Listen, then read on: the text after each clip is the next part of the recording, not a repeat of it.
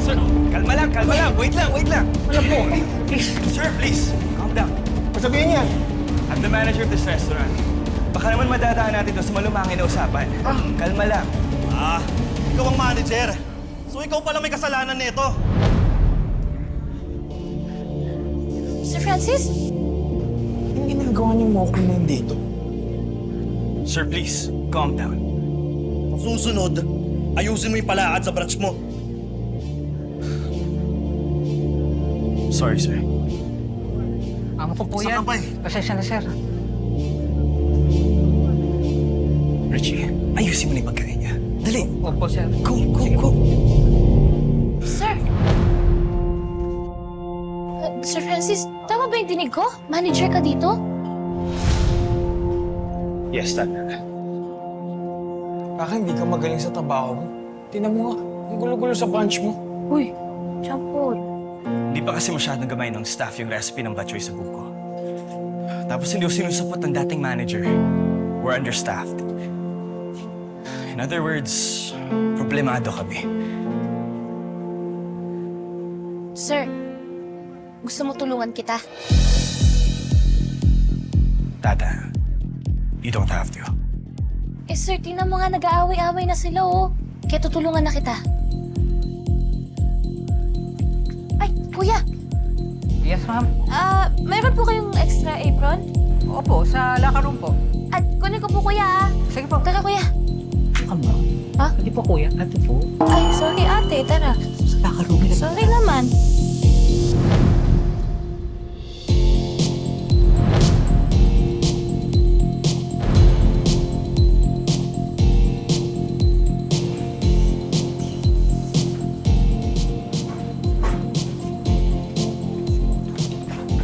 Ay, anak ng inasak!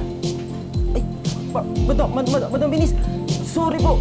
Mali ko po, di ko po kayo napansin. Ako po, mali ko po. Ayos na po, hindi naman ako si Venice. Ako po si Tata. Nagbebenta ako ng batteries sa Lapas Market. Nalaman ko, kailangan niyo daw po ng tulong eh. Opo, ma'am. Sobra po. Ay, sige po. Ako ka na bahala dito. Back to work, everyone. Tata, you don't have to do this. Sir Francis, recipe ko to. At gusto ko talagang tumulong. Basta yung tulong na lang talaga na kailangan ko, yung sa may mga kaldo. Saka, Kuya, anong pangalan niyo po? Kuya Dencio. Tapos Kuya... Berting po. Kuya Berting, kayo na pumala sa pag-iihaw. Tapos Sir Francis, doon ka sa kaha. Dali. Ako? Oo. Kailangan magpakita ka sa mga customers para kumalma sila. Pakita mo nga lang yung dimple mo, kakalma sila eh. Tingin nga. Sige pa. Laliman mo. Malalim talaga. Sige pa. Sige na, dali na. Doon ka na. Okay, back to work. Let's go. Oh, yes, boss. Yes, boss. Tara po.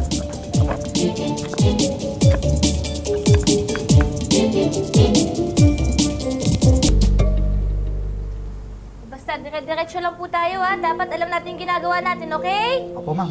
Kuya Berting, kamusta po yung mga manok? Malapit na to, madam. Ganadong-ganado yung mga manok. Uy, ganda na ng maluto, madam. Pinadong maluto? Yun, masarap to.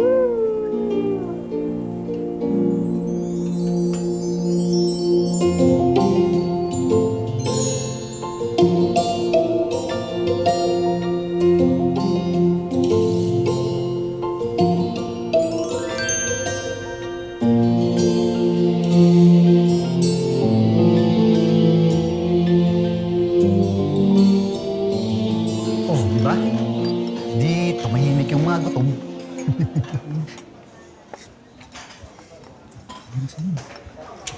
Excuse me. Sorry. Sir, Sorry.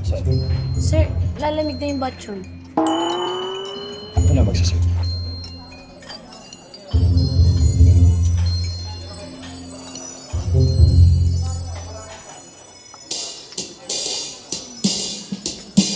Sige.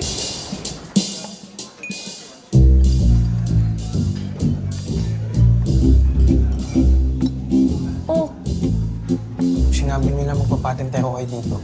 Di sana nagpa-games muna ako sa mga customer.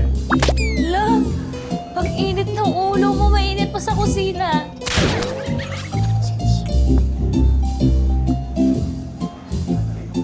Trip kasi ko dyan sa puso mo eh.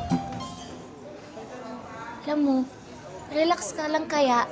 Mag-serve na lang tayo. Smile. Ayoko. Maaga ka mapapanood yan. Bahala ka nga.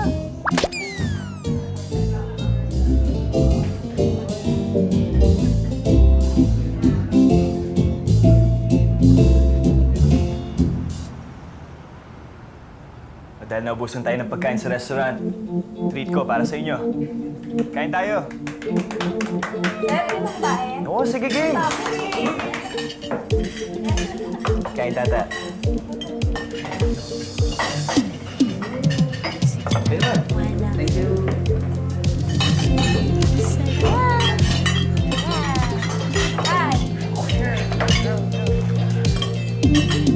Tata, John Paul.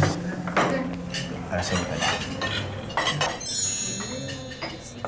Sa tulong nyo at sa bala na rin. Naku, sir. Wag na. Isipin mo na lang tulong kaibigan yung ginawa namin. Kaya hindi na namin kailangan yun.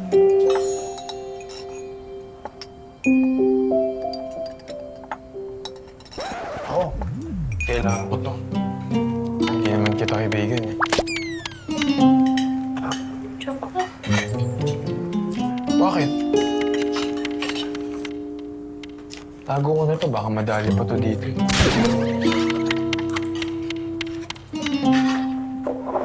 Kain lang. Pasensyahan mo na yun, ha? Bitter talaga yung buong araw pa. Ewan ko dyan.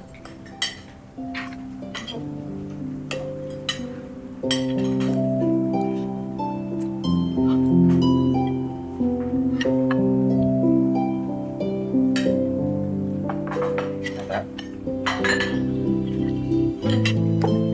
Wala ko. Sorry. Tata, gusto ko lang ulit magpasalamat. Dahil you know at shown up, siguro mapapagalitan na naman ako ni Sir Gov.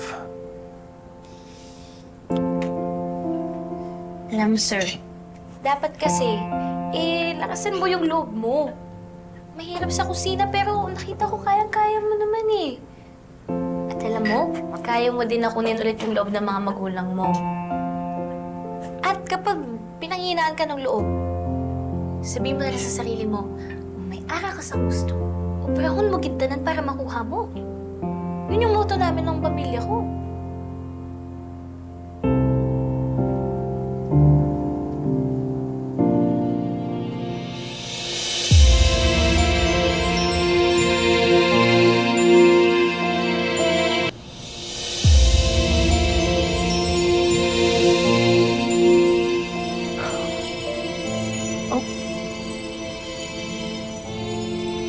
Thank you, Dad.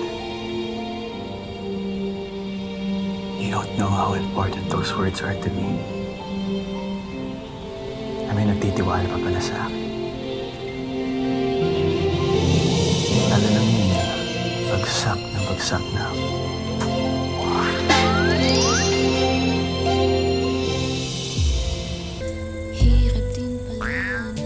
Yung mga tanong mo naman na eh. Hindi ka kasi sumasagot eh. Ano? Kasi naman po yung tanong mo, parang ewan. May asawa na po yung tao, si Ma'am Venice. Tatanong lang naman ako.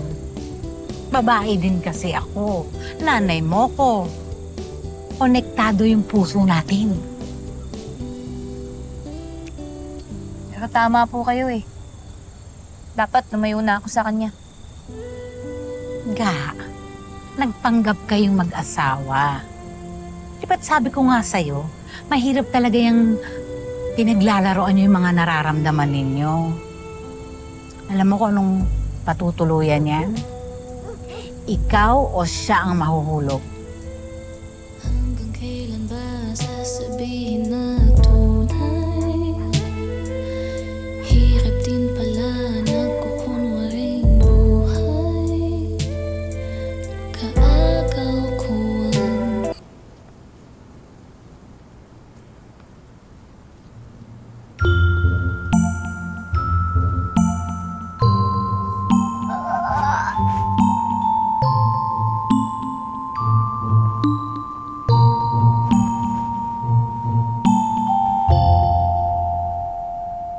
Umami ka sa akin, gusto mo na ba siya?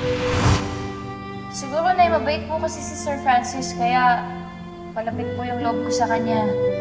Di ba't sabi ko nga sa'yo, mahirap talaga yung pinaglalaroan niyo yung mga nararamdaman ninyo. Alam mo kung anong patutuluyan yan? Ikaw o siya ang mahuhulog?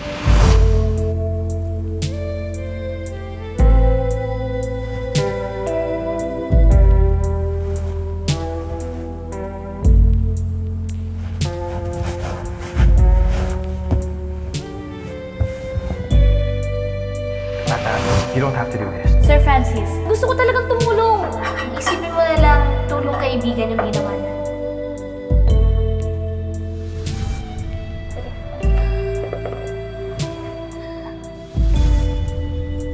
Excuse me. Sorry. Sir, Ako na magsasabi.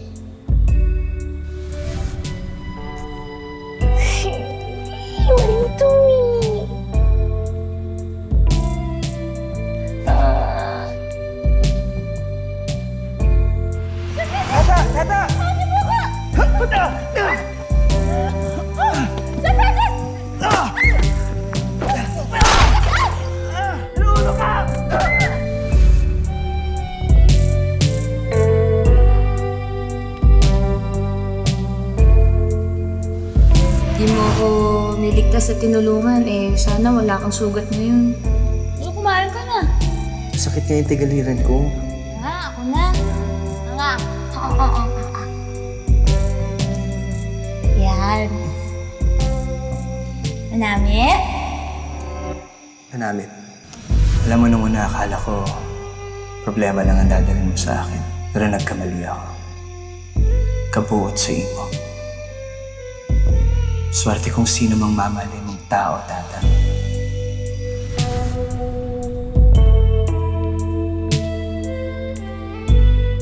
Magpaliwanag ka kay Francis! Ano ba, bitawan mo nga ako? Huwag mo sasaktan ang asawa ko. Love, let's go.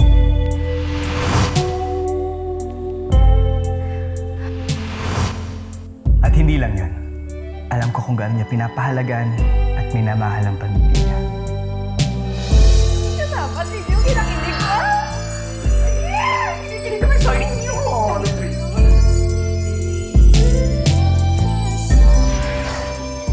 Kasi ang cute niya. So mabait niya.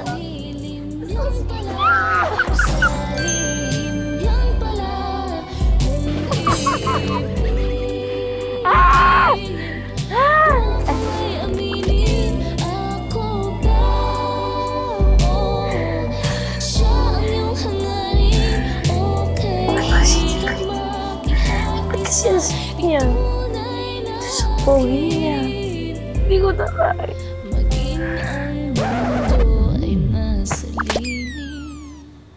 Ay, kasi may po ko. Bad dream.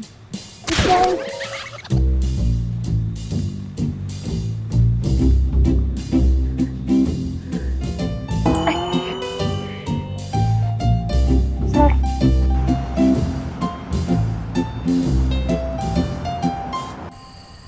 You know, you surprised me. Bigla mo akong inaya, tas dito pa? Ano meron? Alam mo naman ikaw lang pinagkakatiwala akong kaibigan eh. Pati nga sekreto ng pamilya ko, alam mo. Alam mo, interesado talaga ako makilala yan si Tata. Para silang iisang tao sa unang tingin.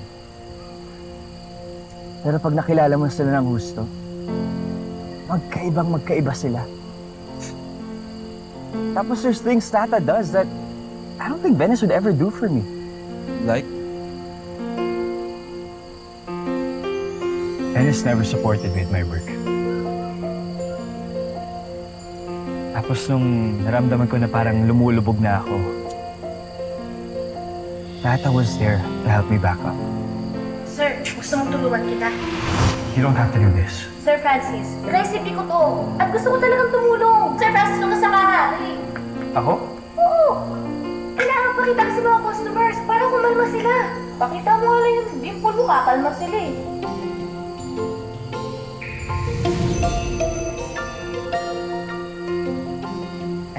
Alam mo, hindi naman niya kailangan gawin yun o ipakita sa akin eh. Kasi binabayaran ko siya. That's how I know she's genuinely a good person. Sir? Oo, nagugutom ako. Relax ka lang dyan, Sir Francis. Maluto ko. Ako bahala. Steady ka lang dyan. Idlip ka lang. Kaunta, Sir Francis.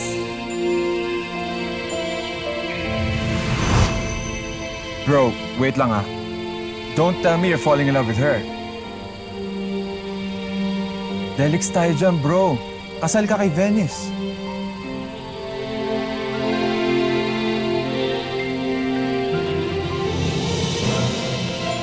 I know.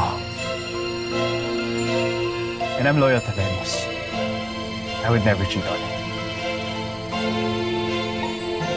Alam mo, nakita ko na yung ganyan mo eh. Alam ko na yan eh. Sayang lang, no? Kung nauna mo na nakilala si Tata, sobrang layo ng ugali niya kay Venice.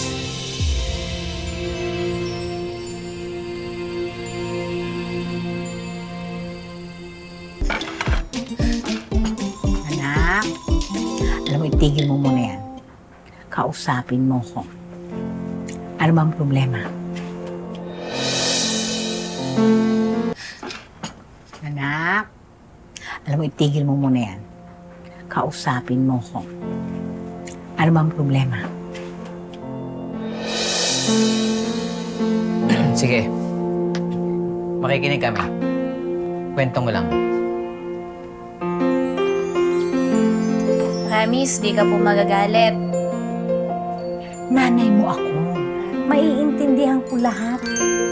Totoo po ah? Oo. Hindi ka mangakit sa akon? Hindi.